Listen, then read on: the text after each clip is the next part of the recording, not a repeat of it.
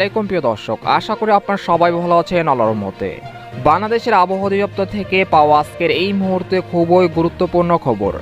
আগামী 24 ঘন্টায় বাড়বে দিন ও রাতের তাপমাত্রা, ফের তীব্র কালবৈশাখীর আভাস রয়েছে, এমনটা জানাচ্ছে আবহাওয়া অধিদপ্তর।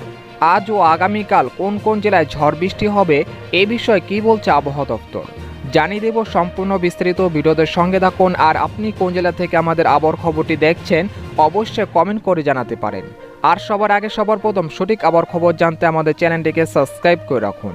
এবার জেনে নিন এক নজরে। পূর্বাভাস অনুযায়ী গতকাল দেশের সব বিভাগেই ঝড় বৃষ্টি হতে দেখা গিয়েছে।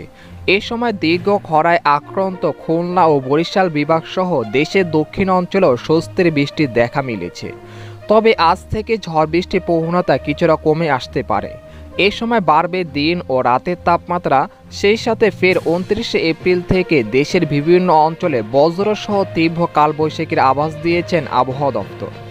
এদিকে আজ থেকে আগামী 28 এপ্রিল পর্যন্ত দেশের সার্বিক আবহাওয়া কিছুটা স্বাভাবিক থাকতে পারে।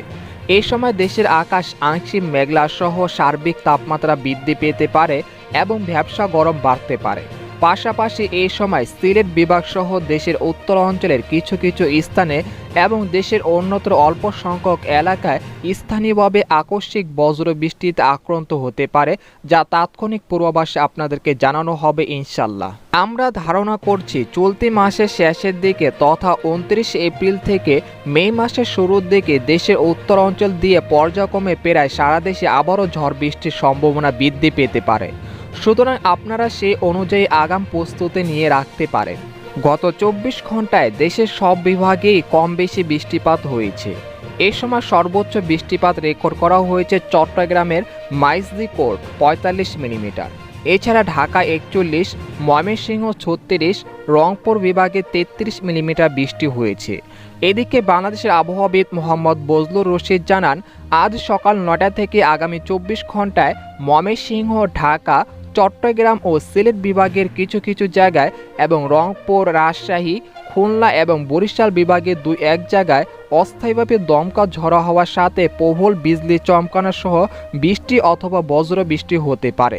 সেই সাথে দেশের কোথাও কোথাও বিক্ষিপ্তভাবে শিলা বৃষ্টিও হতে পারে। এই সময় সারা দেশে দিনের তাপমাত্রা সামান্য বৃদ্ধি পেতে পারে এবং রাতের তাপমাত্রা প্রায় অপরিবর্তিত থাকতে পারে। তো এই ছিল বাংলাদেশের খুবই গুরুত্বপূর্ণ আবহাওয়ার খবর। তো এরকম লেটেস্ট আবহাওয়ার খবর